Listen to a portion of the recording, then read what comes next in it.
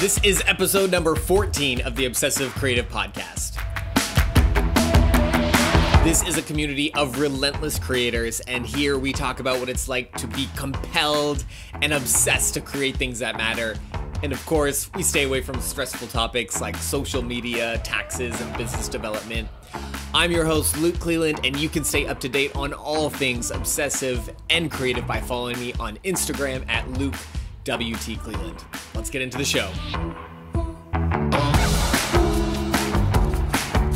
So this is part 2 to last week's episode, number 13, Scheduling Inspiration. And as I was thinking through all those great ideas, right, about facing your work, showing up to meet inspiration, I realized, what do you do if you can't even get yourself to the desk, right? Like, what do you do if you can't even get yourself to enter the room where the desk is?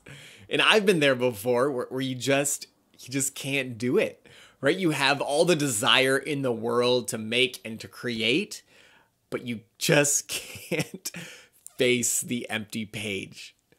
My wife, Allie, was telling me about this book recently that was mentioned in a podcast she was listening to. And I haven't read it, and neither has Allie. So this is really a friend of a friend of a friend situation. But I think the title of this book alone could teach us a lot. And the title is Shame. So S-H-A-M-E, but it's spelt with the little periods in between each word. So it stands for something. It stands for should have already mastered everything. And when she told me that book title, it hit me really hard. Because I don't know about you, but it's so easy to have this crushing expectation of yourself, right? You want to start something, you want to start your work, you want to work on your idea, and you want to delve into creativity, but there's this nagging feeling of, I should have done it already. Like, I should have started this a long time ago, but I didn't. I should have mastered it, but I didn't.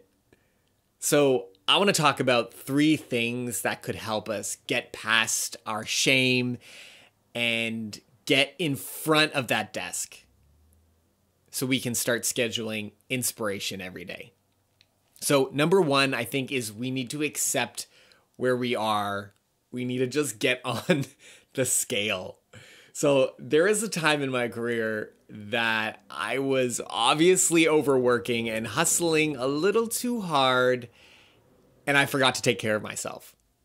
And I realized I was eating out of the 4 main food groups, and that is cereal, granola bars, bread, and fast food. And I gained a bunch of weight, and I didn't even realize it. And then my pants started to get tight, but that's probably just because I put them in the dryer, right? Like, I put them in the dryer too long, and that's what happened. Then I started seeing myself in the mirror, and then it was just like, oh yeah, no, it's just bad lighting. It's just a bad day for me. Do you know what that's called? It's called denial. And I couldn't admit to myself that I was gaining weight. But then something happened, right? I dusted off the scale. I put in some new batteries. I stood on that sucker, and boom, there it was in black, stark letters. I had never seen that number before. And you know what happened? I took my 4 main food groups. I put them in a bag, drove them to my parents' house, and said, here, do you want some granola bars, some free granola bars and bread? Because I'm done with these things. I am changing what I eat. Because I was done. I finally accepted that I was not eating well, that I wasn't where I wanted to be. I wasn't becoming the person I wanted to be. Quite literally, I was changing shape. But it took until I accepted that I could finally make some changes. I think the first thing in really pressing into your creative work that you maybe never have done before is accepting where you are. And that's hard. It's accepting that you haven't done it before. It's accepting that maybe you should have started a long time ago.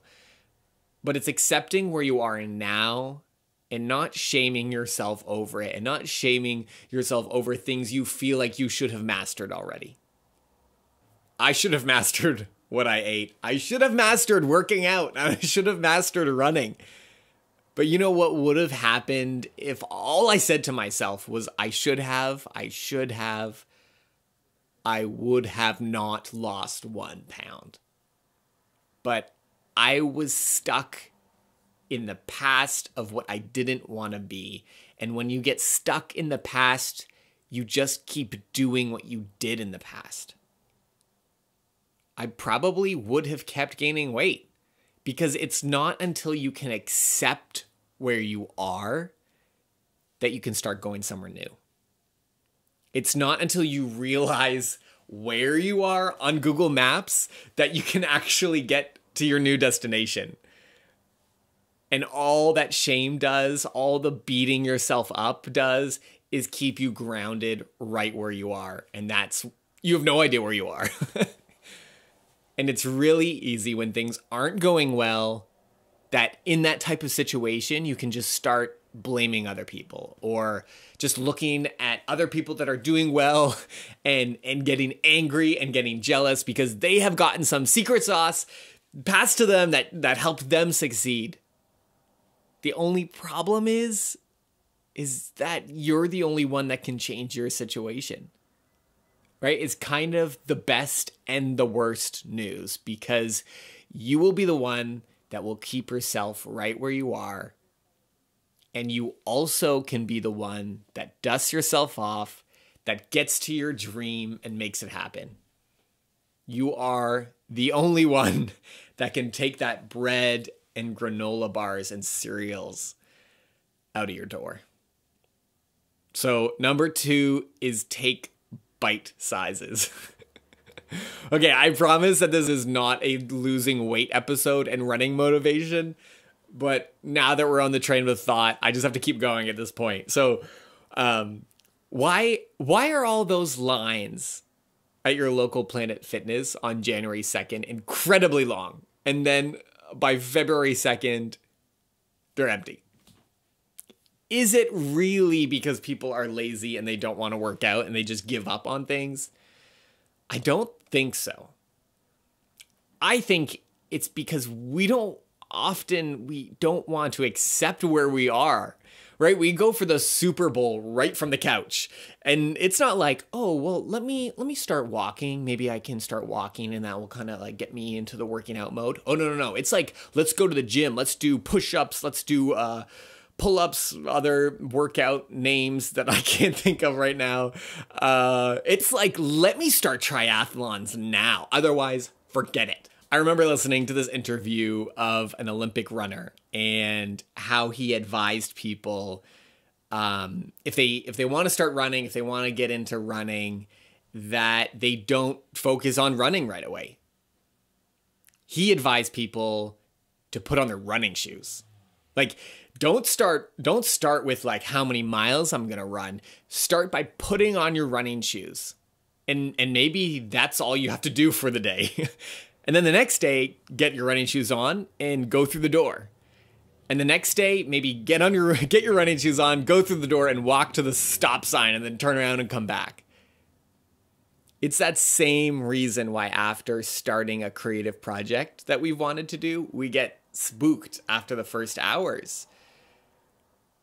Because maybe next year will be better. Maybe like I'll be able to, climb this mountain another month or another year.